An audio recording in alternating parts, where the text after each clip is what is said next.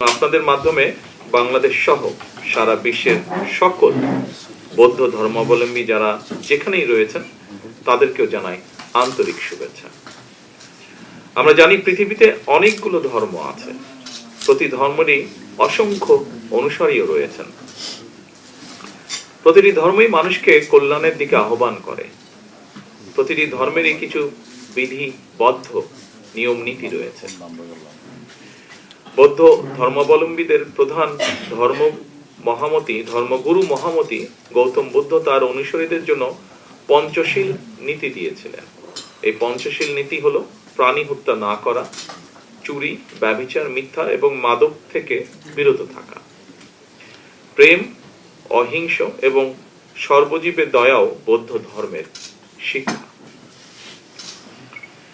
যেই কয়েকটি জিনিস এখানে অনুসরণের কথা বলা হয়েছে, এই নির্দেশনা প্রতিটি মানুষের জন্যই অত্যন্ত গুরুত্বপূর্ণ। আমি মনে করি রাষ্ট্রীয় বিধিবিধানের পাশাপাশি প্রতিটি নাগরিক যিনি যার ধর্মীয় নির্দেশনাগুলো যথাযথভাবে অনুসরণ করলে আমরা সকলে মিলে একটি মানবিক রাষ্ট্র এবং সমাজ নির্মাণ করতে পারব।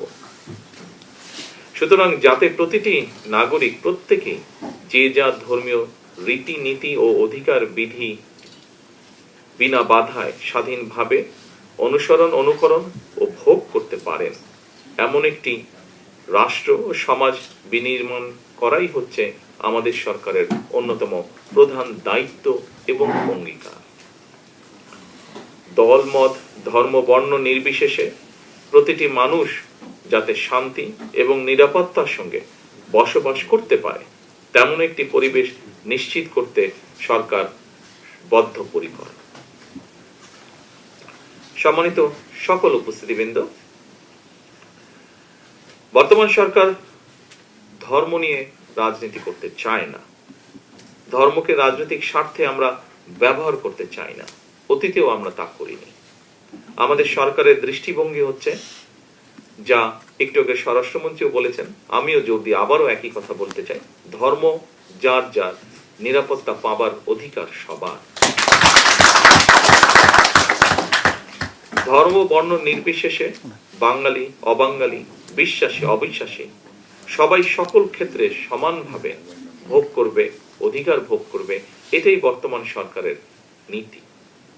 ধর্ম বর্ণ নির্বিশেষে বিশ্বাসী অবিশ্বাসী প্রতিটি মানুষের জন্য একটি নিরাপদ বাংলাদেশ বিনির্মাণের আকাঙ্ক্ষা নিয়ে মুক্তিযোদ্ধারা বাংলাদেশের স্বাধীনতা অর্জন করেছিলেন।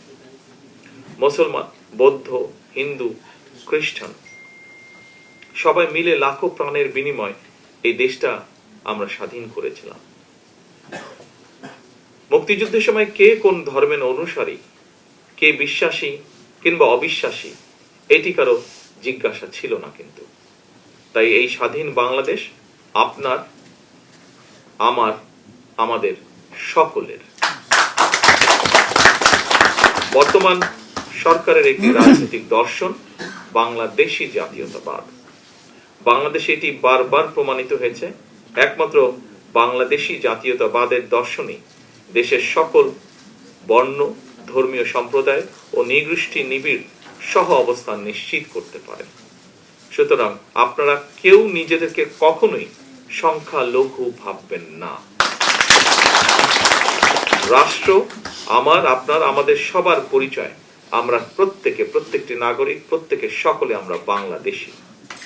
পরিশেষে বৌদ্ধ ধর্মাবলম্বী সকল ভাই বোনদের আবারও আজকের এই দিনে আমি জানাই আন্তরিক শুভেচ্ছা। বৌদ্ধ পূর্ণিমার এই বিশেষ দিনটি আপনাদের জন্য হয়ে উঠুক আরো আনন্দময় ও তাৎপর্যপূর্ণ, এই প্রত্যাশা রেখে আমার বক্তব্য শেষ করছি।